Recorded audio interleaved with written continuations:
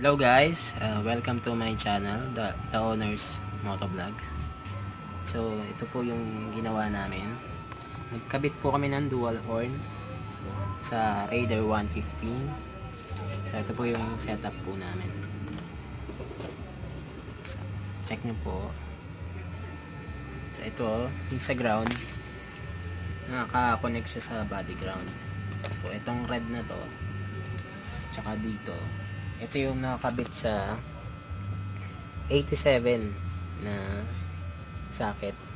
So ito yung 87. So dalawa po yan, 87 tsaka 87A. 87A.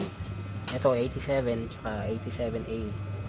Tapos ito yung 85 tsaka 86. Ito yung kokonekta sa stock na switch ng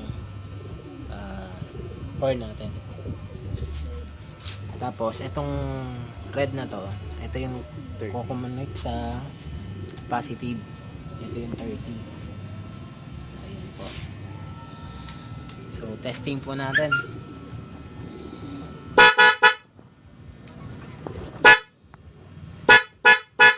Ayan siya.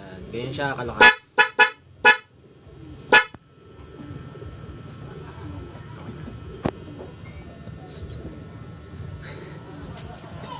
So,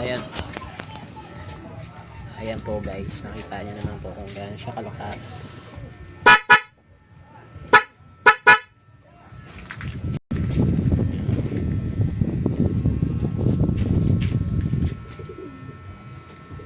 So ayan po. So thank you po sa panonood and subscribe po.